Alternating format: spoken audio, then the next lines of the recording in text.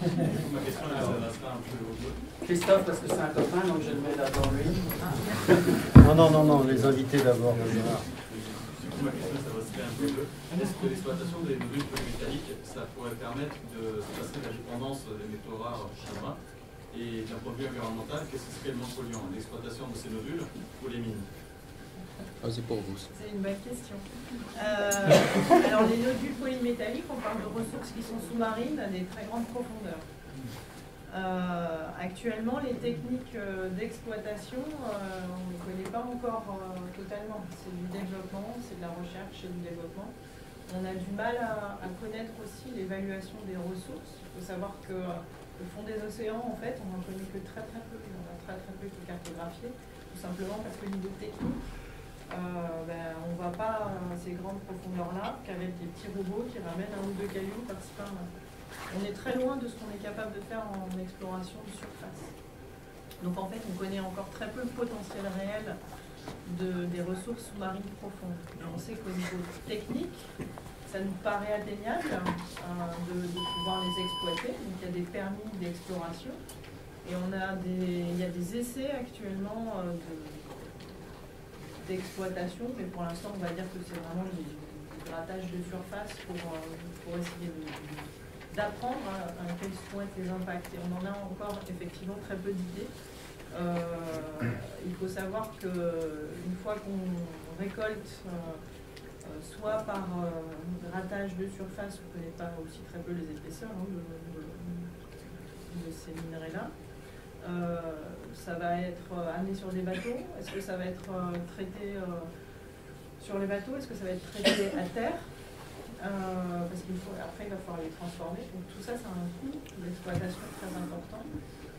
Il faut des investisseurs qui permettent de financer le développement des techniques qu'il va falloir faire pour pouvoir aller chercher cette ressource à parfois 3000 mètres de profondeur, 2000 mètres de profondeur.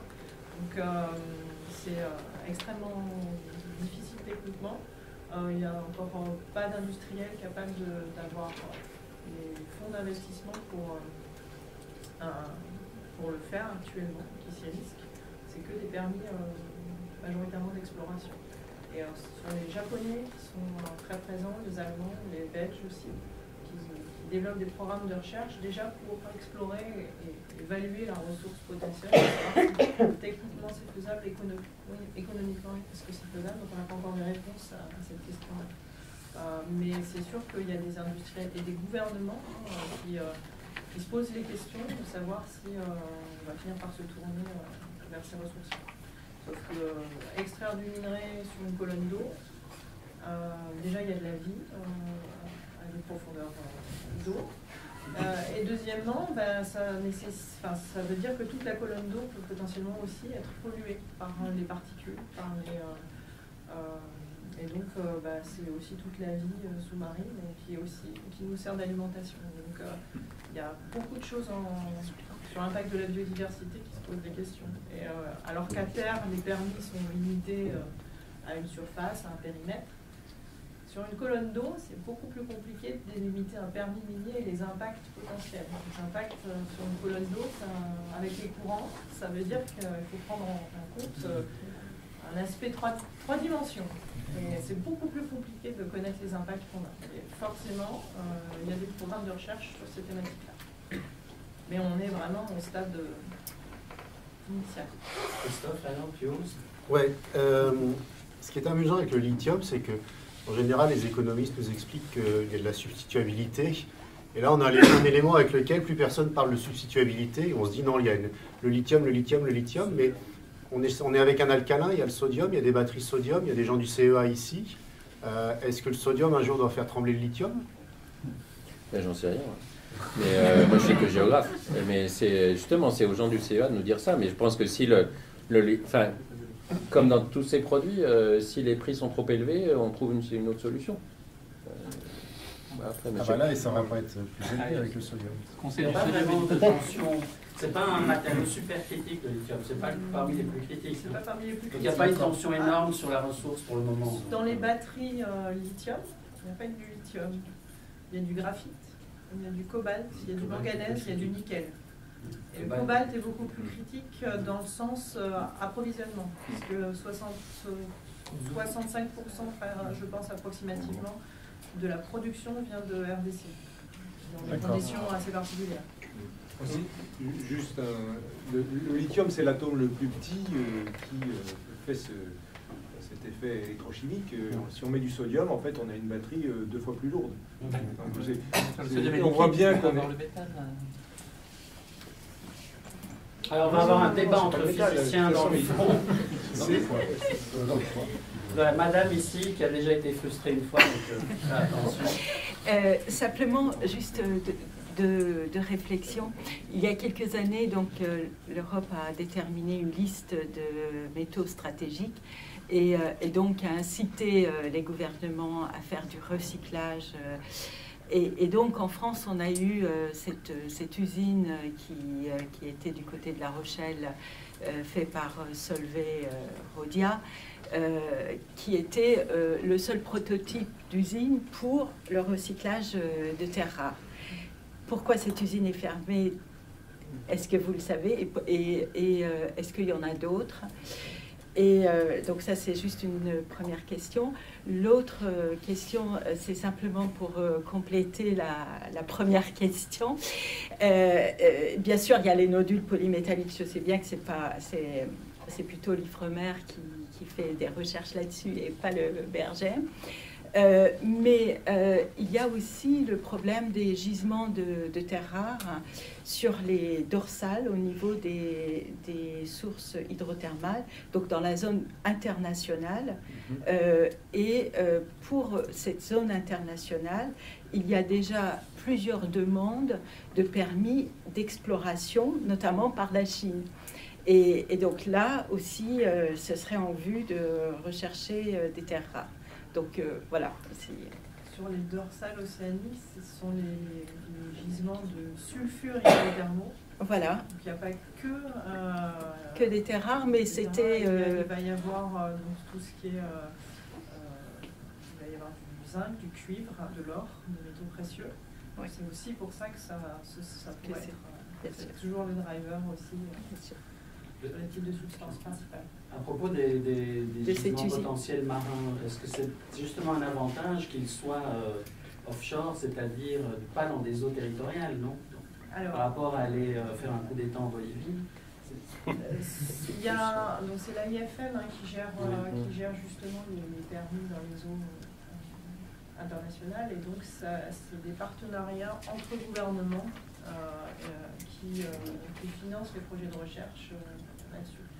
Il y a aussi toute une stratégie nationale derrière, et on en a une française qui a été établie il y a quelques années également. Donc voilà, c'est des conglomérats et des associations, parce que de toute façon les coûts pour aller faire rien que de la recherche sont très importants.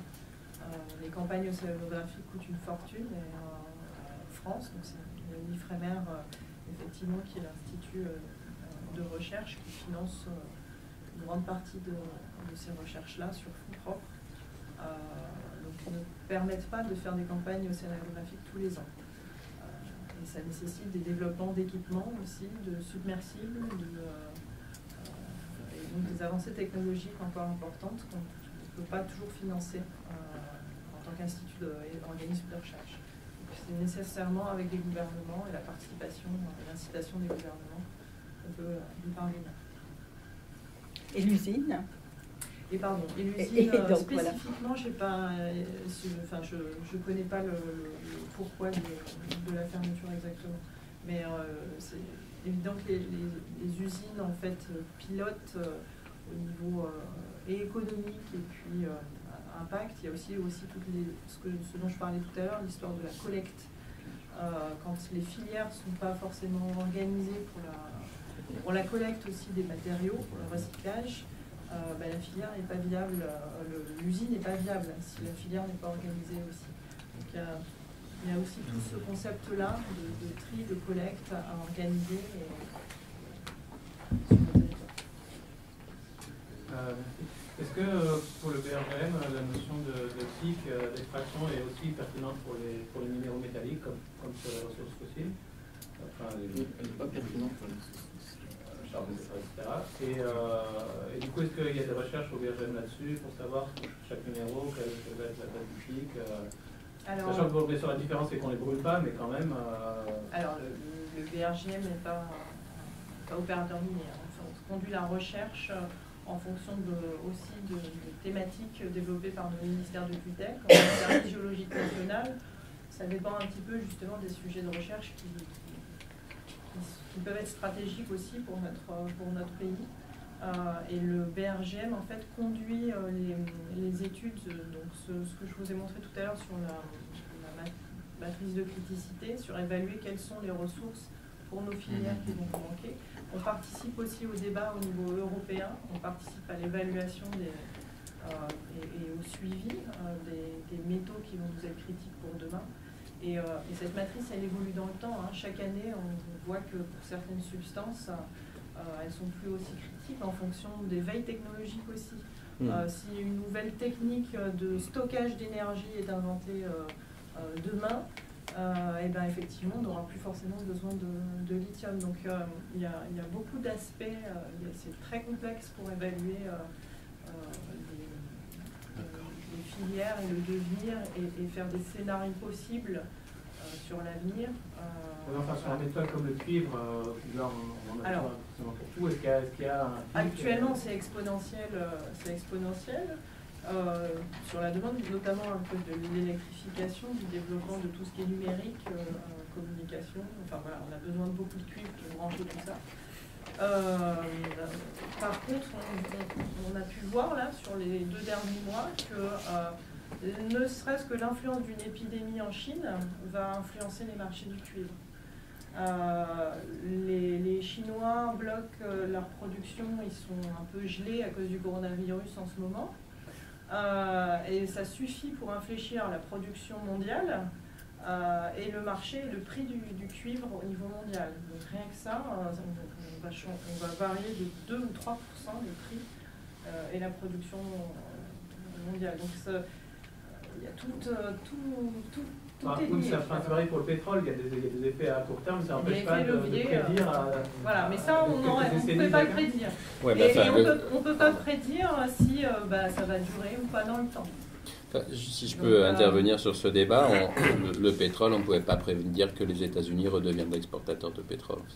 C'était pas évident. Donc je veux dire par là que ces prévisions de production, parce qu'on aurait un volume fini de ressources, c'est très très discutable.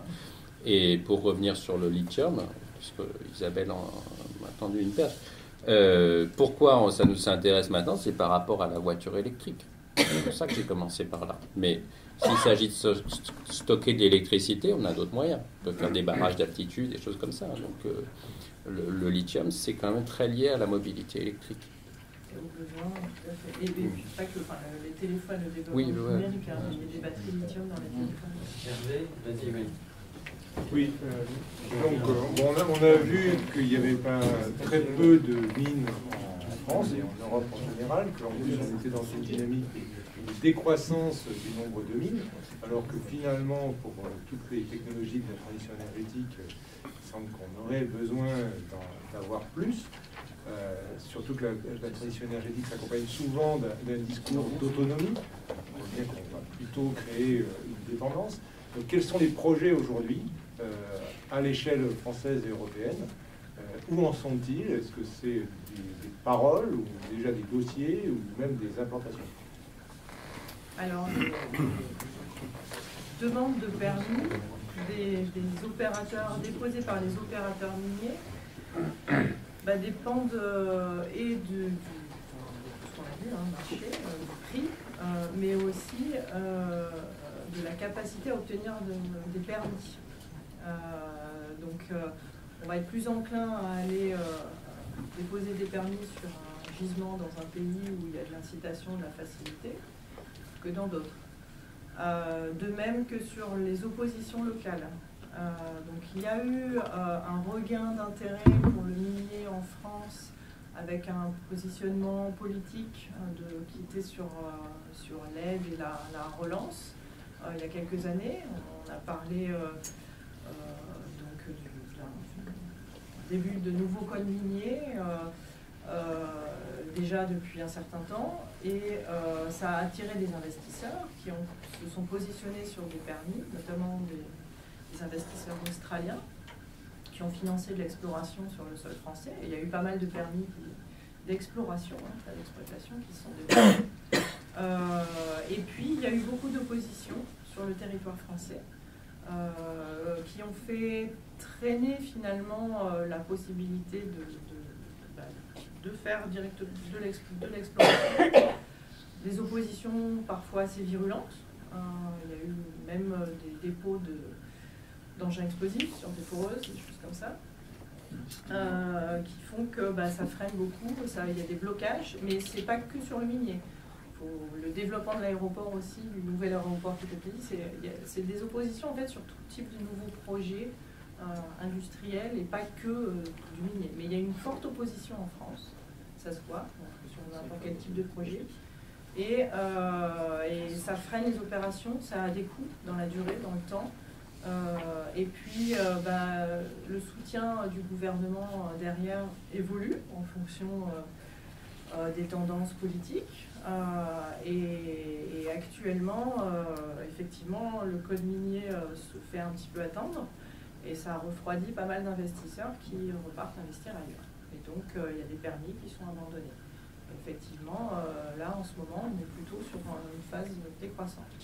Pourtant, il y a de la ressource, effectivement, sur le sol, et notamment dans des métaux stratégiques particuliers, comme le tungstène.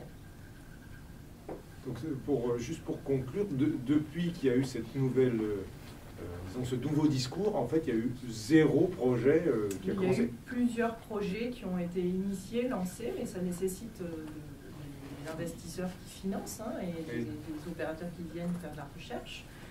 Mais depuis, les projets n'ont pas pu aboutir. Il n'y a pas eu de mine ouverte. Il n'y a pas de nouvelles mines ouvertes. Il y a une dizaine de mines en France, et majoritairement des mines de sel. En France métropolitaine. En France métropolitaine, oui. Après, il y a de la mine en Guyane, c'est sur un potentiel, sur de l'or.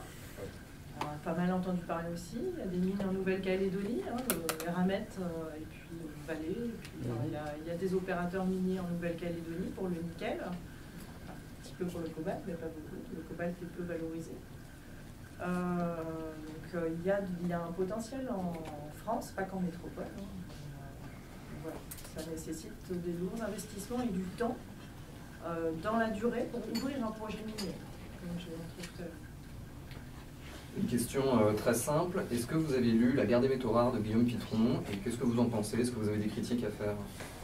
Je n'ai pas à critiquer son travail. Je trouve que c'est très bien dans un esprit justement de porter un discours sur montrer ce que c'est que la mine aujourd'hui, de montrer ce que c'est que la mine ailleurs et ce que pourrait être la mine aussi dans un pays comme le nôtre. Donc ça c'est très positif, je pense, d'avoir ce type de réflexion globale justement que les gens n'ont pas forcément. Et ça apporte un éclairage nouveau. Je pense que c'est très bien. Après sur le fond, est-ce que il faut pas voir toutes les mines. Il faut essayer de réfléchir dans une réflexion globale. C'est ça qui est compliqué de nos jours. Et de rendre compte au public que c'est leur consommation finalement qui aboutit à l'ouverture de toutes ces mines. Et ça, c'est quelque chose dont on ne parle plus à l'école de nos jours. Merci. La question elle est connexe à la question qui a été posée avant sur le secteur minier en Europe ou en France. En tout cas, laquelle des deux serait mieux placée pour répondre. Ça fait plusieurs années qu'on entend parler d'une renaissance des réacteurs nucléaires au thorium, je crois. Est-ce que vous pensez que c'est réaliste comme projet en France ou en Europe? Alors, ça fait référence à un séminaire futur. Oui. On en parlera à ce moment-là. C'est le problème général du nucléaire, c'est pas le problème spécifique du thorium ou des ressources nécessaires pour fabriquer des nucléaires. Il y a une petite opposition nucléaire en France, donc vous n'aurez pas remarqué. Après, il y a les coûts d'investissement, effectivement, le procédé existe. pour avoir plus de puissance opérationnelle avec d'autres types d'énergie. Mais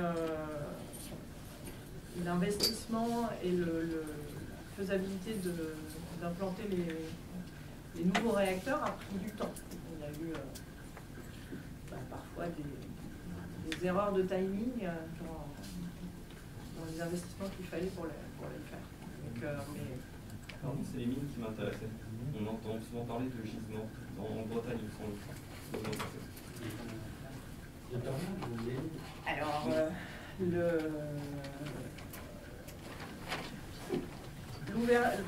c'est un bon exemple. Les permis, il y a eu beaucoup de dépôts de permis d'exploration, que ce soit en Bretagne, c'est un bon exemple. Et l'exploration n'a pas pu se faire parce que les gens n'en voulaient pas. Voilà. Alors, il y a le monsieur du fond qui attend toujours depuis longtemps. Sur l'extraction des métaux qui sont de moins en moins concentrés, de plus en plus profonds. Ma question tout à l'heure sur l'énergie supplémentaire que ça demande et sa prise en compte. Oui. Et puis sur les outils digitaux aussi, un peu la même question. L'énergie en plus, ça va être positif. Alors, sur l'énergie nécessaire pour... suivant ça dépend en fait du type de procédé utilisé, du type d'extraction. C'est là un petit peu ce que j'ai montré aussi sur les différents procédés. Les techniques évoluent dans le temps. Donc avant, on extrayait à la pelleteuse un minerai, on utilisait ce qu'on appelle de la pyrométallurgie, et c'est toujours le cas, hein, il y a beaucoup de mines encore qui utilisent ça pour extraire les métaux, et qui nécessite énormément d'énergie, hein, la pyrométallurgie, pour réussir à réduire, finalement à fondre, à couler du métal, nécessite beaucoup d'énergie et des émissions de CO2. Les nouveaux procédés, enfin nouveaux, ça fait déjà peut-être 40 ans qu'on développe déjà ces types de procédés, c'est utiliser de l'hydrométallurgie. On utilise des produits chimiques, on va dissoudre le caillou et après on va récolter les métaux dans du liquide et on va les précipiter par différents procédés. C'est pas le même coût énergétique. Ne serait-ce que broyer un minerai, par contre il faut broyer le minerai et ça c'est un coût énergétique aussi important. Après, les nouveaux procédés que j'ai montrés aussi, c'est où là on va injecter le produit chimique et puis pomper en surface, va avoir aussi un coût énergétique différent. Vous pensez à des installations aussi solaires pour faire tourner les flux de matière. Donc ça va dépendre beaucoup du type de procédé. Et la digitalisation sur le coût énergétique nécessaire, en fait, tout est une histoire encore de réflexion globale. Si la digitalisation permet de réduire finalement les dépenses en CO2, de réduire les coûts opérationnels, tout est relatif. Est-ce qu'on va gagner autant que ce qu'on aura investi pour la digitalisation? C'est compliqué de pouvoir estimer tout ça. Non mais quand vous dites c'est compliqué, est-ce que ça veut dire qu'on n'a pas encore fait les recherches pour aller jusqu'au bout pour vraiment pouvoir le modéliser? Ou ça veut dire que juste que si on a tout ça, mais on ne va pas vous en parler? Non, c'est pas ça. C'est que l'évaluation des flux de matière, des flux d'approvisionnement, des impacts déportés, ce sont des études qu'il y a et qui sont toujours en cours. Mais la complexité de ces chaînes-là, là je vous ai montré une chaîne assez simple, facilitée, et en fait c'est beaucoup plus complexe que ça, et c'est pas si facile d'évaluer ces impacts et ces coûts et de les mesurer, de les quantifier. Et ne serait-ce aussi que parce que, comme vous l'avez dit tout à l'heure, on n'a pas forcément les données industrielles derrière. Ça c'est les chercheurs qui font les évaluations n'ont pas forcément accès à toutes les données, aux paramètres justement techniques derrière pour faire ces évaluations. Un monsieur au milieu là qui attendait. Simplement, vous avez parlé d'un triplement de la production en 5 ans. C'est entièrement un effet voiture électrique ou est-ce qu'il y a d'autres usages du lithium en augmentation? Enfin, je ne sais pas quels sont les autres usages du lithium. Il y a un peu d'usage en chimie, il y a un peu d'usage dans l'industrie nucléaire. Le triplement, c'est vraiment le triplement, c'est les batteries. C'est les batteries. Oui. C'est les batteries. Justement, par rapport à la voiture électrique, il y a aussi potentiellement une autre technologie de la transition qui est les voitures à hydrogène qui reposent beaucoup sur des platinoïdes, en fait, du point de vue des métaux en tout cas. Et j'avais une question naïve qui était, mise à part ce que je sais sur la couche KT, d'où sortent les platinoïdes? Les platinoïdes, est-ce que c'est est le producteur principal. D'accord. Et ça vient de l'industrie, enfin de la... Un type de gisement particulier. C'est un type de gisement particulier. En Afrique du Sud, oui. D'accord. Et l'Afrique du Sud est un des producteurs principaux de platinoïdes. D'accord. Et du point de vue aussi le côté critique de ces matériaux, parce que en fait dans le graphique que vous avez présenté, ils n'avaient pas l'air d'être si critiques que ça, alors que je pensais que justement si, avec la prospection, pas mal. Si, finalement, ils étaient dans la partie rouge et orange. Donc ça fait partie des métaux critiques, notamment parce qu'ils sont aussi utilisés dans les pots catalytiques. Oui, c'est vrai. Ouais. Et après, sur un plan plus industriel, on voit quand même que les grands groupes automobiles, ils font aujourd'hui plutôt le choix de la voiture électrique, avec une batterie, plutôt qu'une voiture avec à l'hydrogène. Même s'il y a des plans pour l'hydrogène, il y en a en Europe, il y en a au Japon, il y en a aux États-Unis pour avoir des stations, etc. Mais c'est encore des flottes très très réduites parce que les industriels voient plus de facilité quand même dans le développement d'une filière avec des batteries. Et une question de curiosité aussi, finalement, des constructeurs automobiles, ils se rapprochent ou ils s'associent avec des miniers justement pour être sûrs d'avoir leur... Et oui, par exemple, gros... Mitsubishi a des intérêts dans des entreprises qui font du lithium, par exemple. D'accord. Ok. PSA, Bolloré, voilà. Il faut être sûr qu'ils prennent des parts. Où ils ont des réflexions de sécurisation. De sécurisation et dans la recherche aussi, recherche et développement et s'associer. Et actuellement, il y a le London Metal Exchange est en train de créer un marché des futurs pour le lithium, par exemple, qui est aussi une façon de répondre à comment se prémunir des fluctuations de prix. D'un point de vue géographique, la transition énergétique pose la question de l'espace, notamment pour l'éolien qui nécessite une certaine distance entre chaque éolienne, pour les panneaux photovoltaïques qui nécessitent aussi une emprise surfacique importante. Est-ce qu'on a une idée de la surface qu'il faut, par exemple, pour extraire 1 kg de lithium ou pour extraire 1 kg de cuivre, et pour essayer de regarder l'impact total de la transition énergétique sur les surfaces? Alors, ça va dépendre aussi de l'occupation locale de la zone où c'est extrait. Donc, il n'y a pas la même tension si on est proche d'un centre urbain et d'une métropole dans une zone très riche ou dans une zone qui n'est pas peuplée où il y a beaucoup de surfaces de disponibles. On l'a vu en Amérique du Sud, l'espace, c'est pas le problème en fait. Effectivement, il faut des grandes surfaces pour faire évaporer. Par contre, ce qui est intéressant à suivre dans l'éveil, c'est qu'on essaie, on a des projets de recherche et de développement sur d'autres sources de lithium potentielles et d'associer les technologies, donc notamment l'extraction du lithium dans les eaux géothermales. Ça, c'est des projets de recherche qui sont actuels et qui sont financés par l'Europe avec une part sur des organismes de recherche comme le nôtre et avec une part avec des industriels, donc Eramet en fait partie aussi, où ils vont associer la même technologie utilisée pour extraire le lithium dans les saumures en Amérique du Sud. Ils vont essayer de tester cette technologie-là sur les eaux qu'on va puiser en géothermie, qui sont utilisées en fait pour leur chaleur ou pour produire de l'électricité.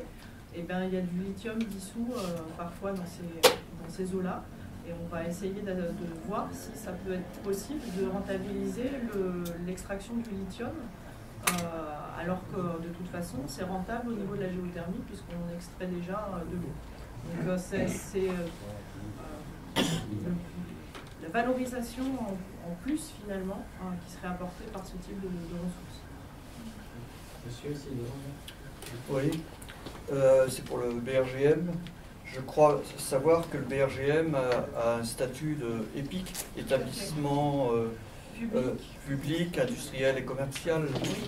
Et donc, moi je suis géographe à la base et je suis devenu ethnologue en Guyane française où je travaille depuis plus de 50 ans.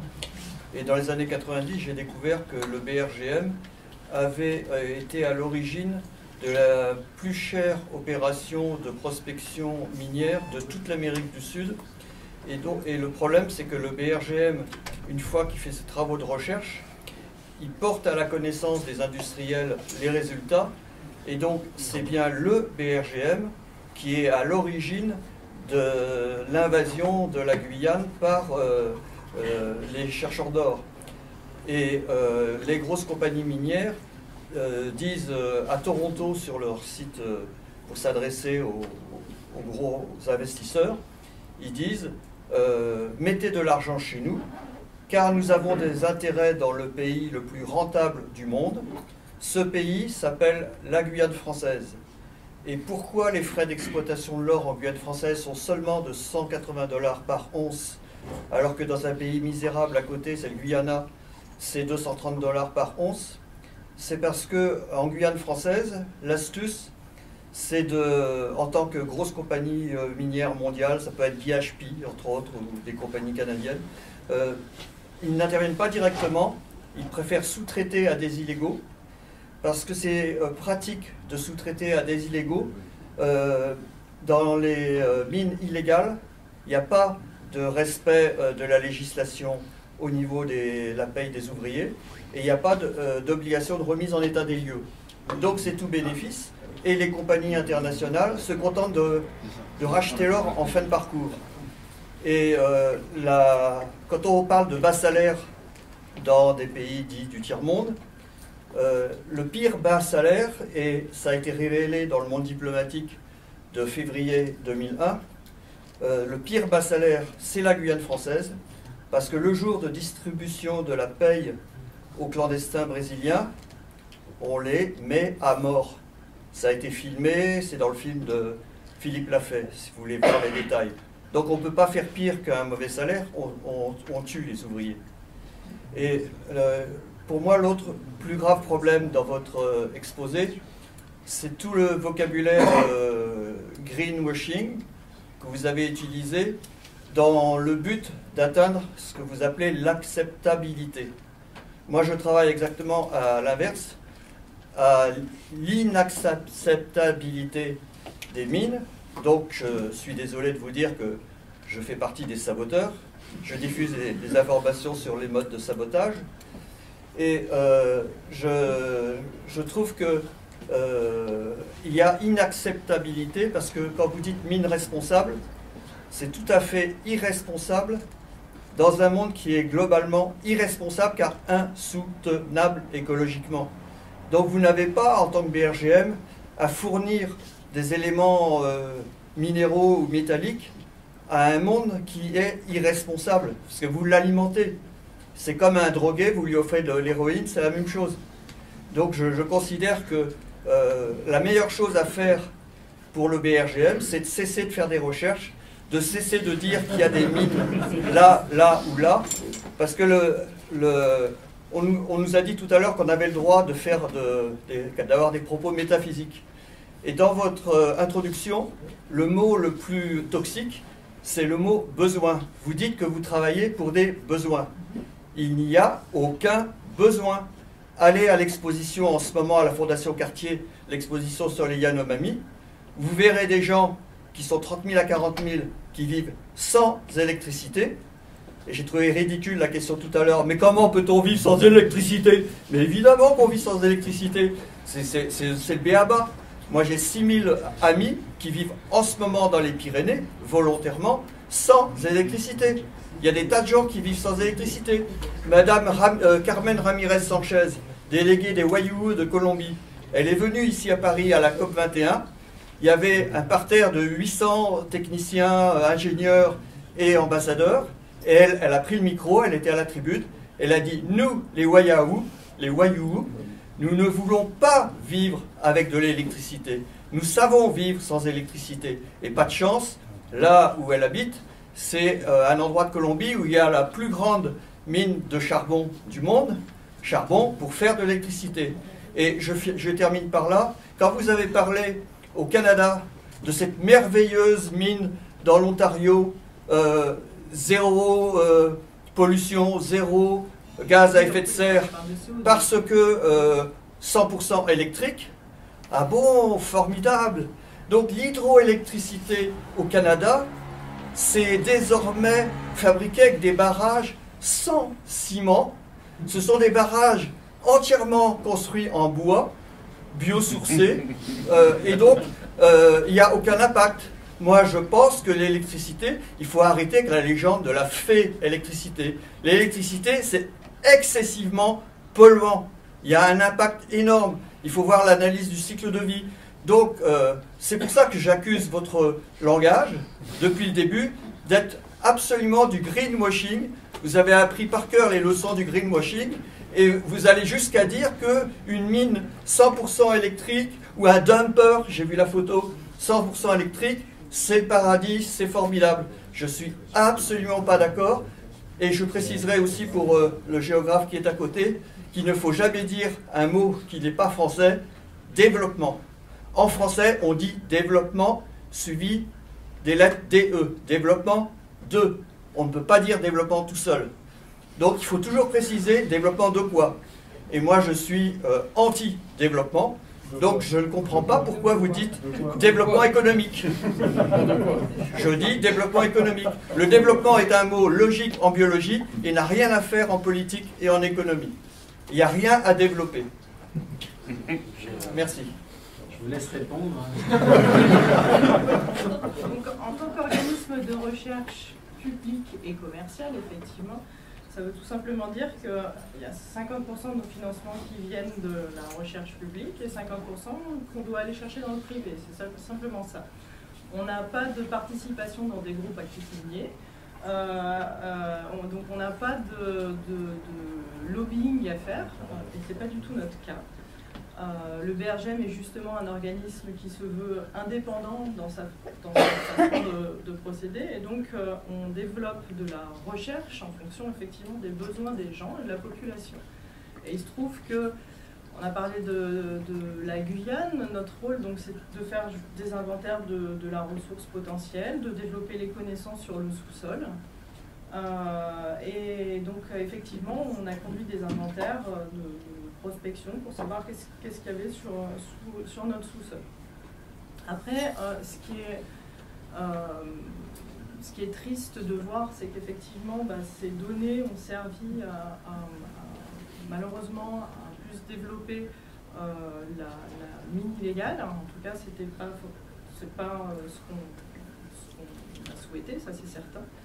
On développe d'ailleurs des programmes de recherche qui ne sont pas que axés là-dessus, mais sur la traçabilité des sources, notamment sur la Guyane. On travaille sur tout ce qui est recyclage, donc on fournit aussi autant de données sur le suivi, la dépollution des sols, qu'on peut en produire aussi pour le minier. Ça va dépendre finalement des besoins de développement. Et c'est sûr que on n'a pas forcément nécessairement besoin d'électricité pour survivre, mais quand on va en Afrique, les populations ont envie de se développer, d'avoir des bâtiments salubres, d'avoir de l'électricité, de pouvoir... ils n'ont pas de route, ils n'ont pas d'infrastructure. Ils ont aussi des besoins sanitaires qui nécessiteraient un développement d'électrification. Alors que quand on est dans les Pyrénées et qu'on vit sans électricité, si on a un problème sanitaire, on peut aller trouver un hôpital pas très loin. Donc ça fait partie des besoins des gens fondamentaux et des besoins des gouvernements d'aider leur population. Et le BRGM travaille pour la France et pour d'autres gouvernements aussi, justement pour aider à ce développement-là. Voilà. Alors, honneur aux dames. C'est une question d'une autre nature que je voudrais poser. Quand on voit l'histoire récente, quand je dis récente, de ces 2 derniers siècles, on voit le rôle majeur qu'ont tenu les mines dans le développement de ce qu'on a appelé le prolétariat. Hein. Bon, et on voit bien d'ailleurs que certaines mines qui ont été peu exploitées, qui bénéficiaient de la ressource hydraulique, n'ont pas fait avaient des mineurs qui étaient principalement des paysans.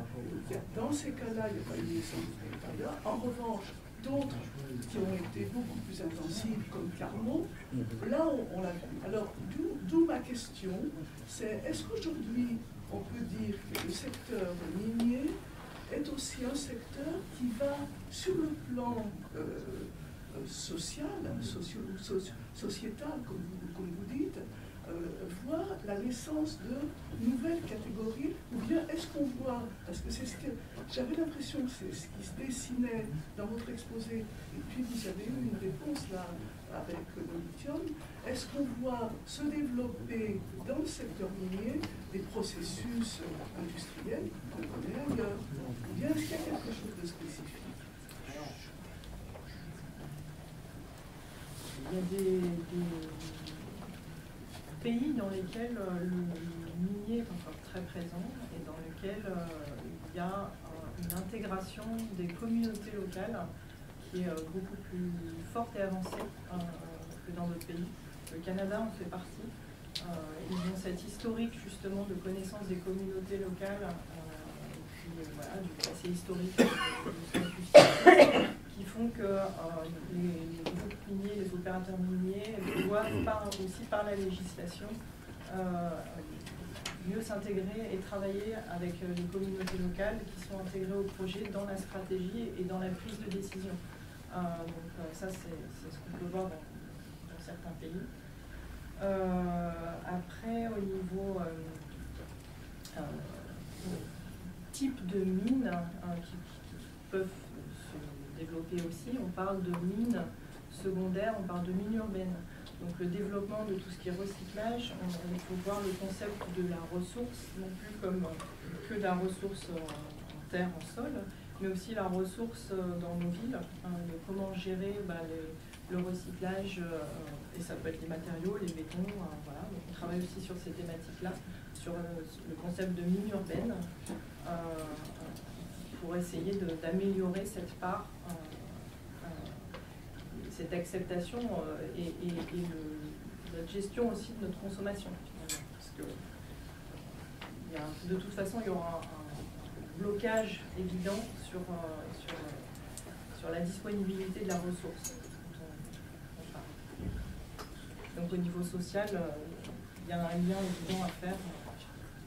Si je peux rajouter quelque chose, enfin, vous posez la question du travail dans la mine et je peux répondre très partiellement à partir de l'Amérique latine où vous avez un éventail très large en fait de types de rapports salariaux, de rapports de travail dans l'activité minière. C'est-à-dire que vous avez aussi bien des grandes compagnies minières qui vont être des compagnies dans lesquelles finalement travailler c'est plutôt, très favorable, c'est bien payé, il y a des droits sociaux, et puis vous avez des compagnies, des petites compagnies artisanales, là, dont vous avez parlé tout à l'heure, notamment en Bolivie, avec beaucoup moins de droits, des petits mineurs privés qui travaillent tout seuls, ou avec 2 ou 3 personnes dans des mines, notamment pour les pierres semi-précieuses, on avait eu des travaux là-dessus, ou qui vont, dans des conditions extrêmement précaires, aller chercher des agates ou des topazes, vous voyez. Et puis jusqu'aux chercheurs d'or illégaux qu'on va retrouver en Guyane française. Donc l'éventail des types de rapports de travail est extrêmement large. C'est difficile de généraliser. Et puis il y a des mines artisanales où dans certains pays, oui, ils ont peu de moyens effectivement, mais ils s'associent justement en coopérative pour essayer de se développer et ils ont des techniques totalement responsables sans utilisation de produits chimiques. Voilà. Il y a des choses qui se font à de petites tailles aussi. C'est sûr qu'il y a tout un panel de rues possibles. Du coup, ma question c'était un peu plus géopolitique. Il y a quelques jours ou quelques semaines, il y a l'état-major des armées du Brésil qui a publié un rapport qui disait qu'à l'horizon 2040, leur principal adversaire, ce serait nous, la France. Est-ce que ces tensions, en fait, est-ce qu'elles pas dues aux ressources disponibles en Guyane? J'ai pas eu le rapport de l'armée brésilienne, donc je sais pas quels sont les arguments, mais Je pense que la déclaration du président français de dire que l'Amazonie était à tout le monde n'a pas été très bien passée au Brésil, si vous voulez. Bon, Arnaud, pour frustrer... Ah oui, pardon, Cécilia, vas-y. Une question un peu connexe. On parle, pas mal parlé de suivi pour l'exploitation des différents matériaux, mais je veux savoir ce qu'il en était au niveau du suivi de la santé des populations. Parce que par exemple pour les salars, on doit rajouter probablement une partie de cette eau très salée en surface. Donc il y a les aquifères superficiels qui peuvent être pollués. Est-ce qu'il y a des études qui sont réalisées en même temps que l'exploitation et où est-ce qu'on peut trouver ce type de document? Alors, là, en l'occurrence, pour ce type d'exploitation, c'est une mer de sel. Hein. C'est du sel de partout. La saumure n'est pas de toute façon potable. Hein. C'est de l'eau qui est déjà chargée en fait, et saturée en sel. Par contre, quand il y a des dépôts des demandes de permis miniers, il y a des évaluations d'impact. Donc il y a l'état avant la mine. Et puis après, il y a le suivi en continu et progressif. Donc il y a des... Normalement, on doit faire des évaluations de la biodiversité d'origine, de la faune, de la flore, de la composition de l'eau avant et des sols, des mesures d'air et après, lors de la suivi des procédés de production, il y a à différentes étapes, il y a de toute façon des évaluations en continu. Et après, pareil, le monitoring dont je parlais après mine, c'est sur le long terme aussi. Donc c'est pour ça que maintenant, dans les procédés de demande de permis ou d'exploitation, il faut garder, on va dire, cette enveloppe pour être certain que le jour où il y a la décision prise de fermer la mine, il y a déjà l'enveloppe pour permettre les X années de fermeture et de procédés de remédiation associés. Je ne sais pas quand ça se passe, les industriels chinois qui s'implantent dans le triangle andin, est-ce qu'ils ont le même... Je dirais qu'ils doivent se soumettre à la législation nationale. Hein. Mais bon, les systèmes d'études d'impact, notamment au Chili, ont été quand même très critiqués. Hein, parce que c'est difficile de faire une étude d'impact déjà. Est-ce qu'elle est fiable? Est-ce qu'elle est vraiment discutée de façon contradictoire? Enfin, il n'y a pas que une dimension technique dans une étude d'impact. Il y a aussi la décision qu'on prend par rapport à ce que peut dire cette étude d'impact ou ce qu'elle ne peut pas dire. C'est là aussi la question. Et puis il y a des groupes qui font, des ONG qui travaillent aussi, qui font des études en parallèle aussi. Mais encore faut-il qu'ils aient les moyens de le faire, voyez, donc, oui. Pour avoir des contre-expertises de manière à un véritable débat. Arnaud, oui, je me disais que autant on est assailli de pub pour la bagnole électrique partout, autant la mine est très peu visible dans nos espaces publics. Elle est soit lointaine géographiquement, type la Guyane, soit dans le passé, c'est le patrimoine de la mine, etc. Et je me demandais dans quelle mesure ça vous paraissait un enjeu important que la question de la mine redevienne une question visible, parce que c'est des matérialités quand même, et au contraire de la distanciation qu'on pourrait avoir via la e-mine vers tout ça, en fait au contraire c'est quand même le côté matériel. Et comment est-ce qu'un retour de la mine dans notre espace public français métropolitain peut se faire, pas forcément en ouvrant des mines localement, mais dans le débat public?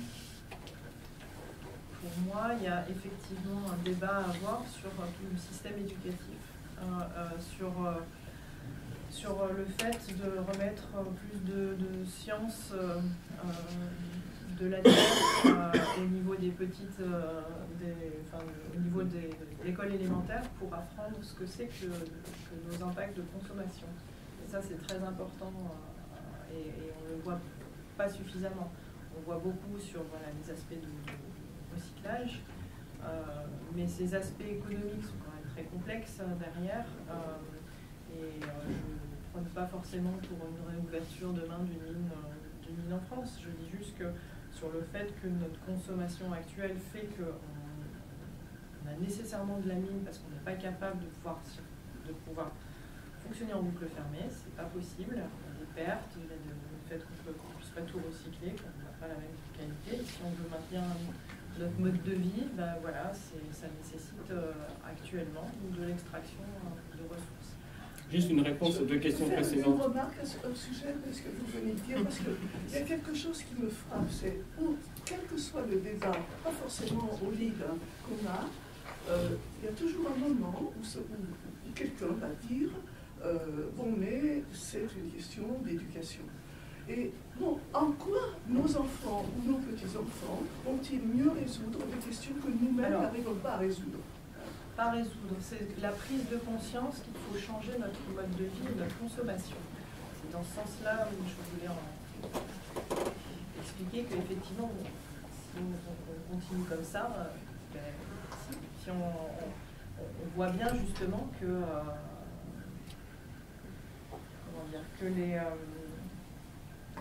l'extraction actuelle, en fait, et le modèle économique que l'on a actuellement vient du fait qu'on consomme. Et on n'a plus la conscience, en tout cas ici en France, on la voit de moins en moins, sur le fait que ce soit notre consommation qui fait qu'on déporte nos impacts ailleurs. Je pense que c'est... On ne s'est pas posé la question, c'est pour ça qu'on ne l'a pas résolue.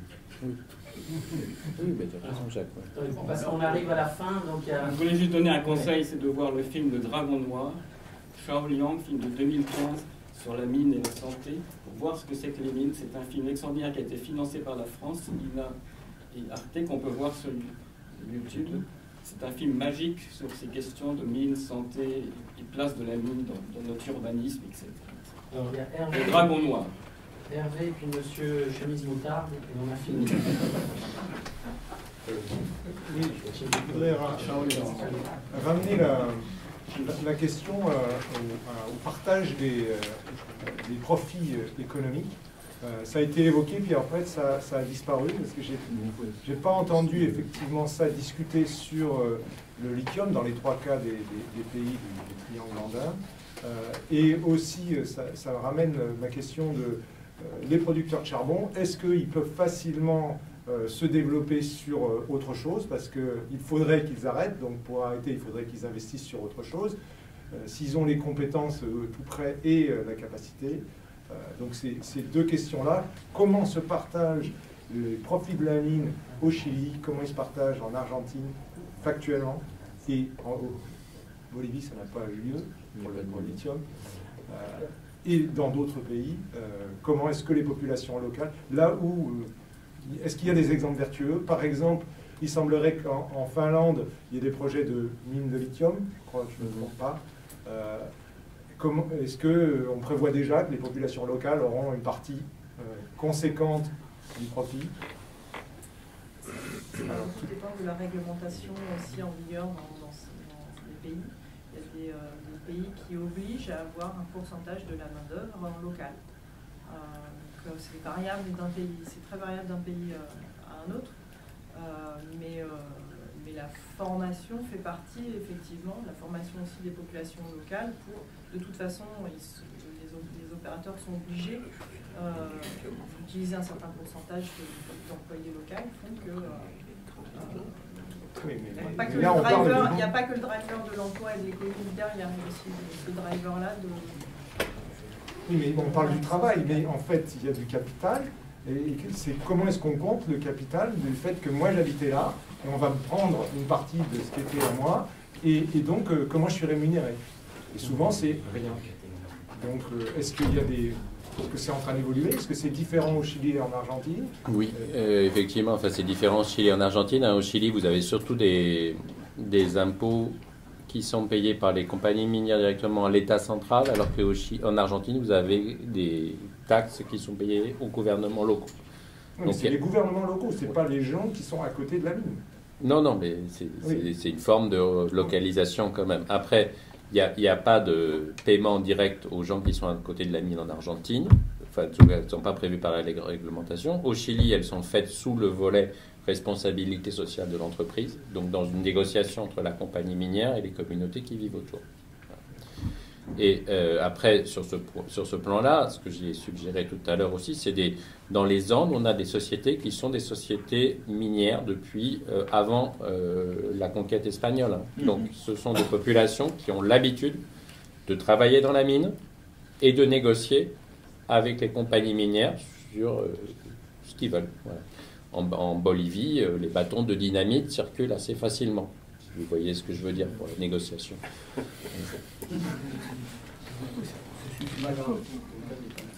On parle beaucoup de la mine, on parle moins des carrières, mais les carrières en France sont gérées par un autre type de réglementation et la propriété en terre reste sur le territoire. Donc au niveau des carrières, ce n'est pas des prises de permis à proprement parler, mais ça peut être de la location de terrain et un prix à ce qui est extrait du terrain au propriétaire. Donc ça, c'est aussi voilà. Mais c'est pas les mêmes tailles et il n'y a pas non plus les mêmes types d'impact qui peuvent y rester après la fermeture de la carrière sur le terrain en question. C'est pas... Donc si je peux me permettre juste une précision dans la question, ça veut dire que si c'est une mine en France, si c'est sous le sol, en fait, légalement, il n'y a aucune réclamation possible? Ça appartient, c'est le gouvernement. Il y a un droit de récompense. C'est le gouvernement qui... Alors ce droit de récompense dont il est fait état ici, c'est quoi? J'ai une question sur la contestation sociale en Bolivie et au Chili. Evo Morales a déjà été critiqué d'avoir trahi la Pachamama en autorisant l'extraction de minerais. Est-ce qu'avec le coup d'État, est-ce que si les mines de lithium passent aux mains de multinationales, est-ce qu'il risque d'y avoir de grosses contestations par rapport à ça?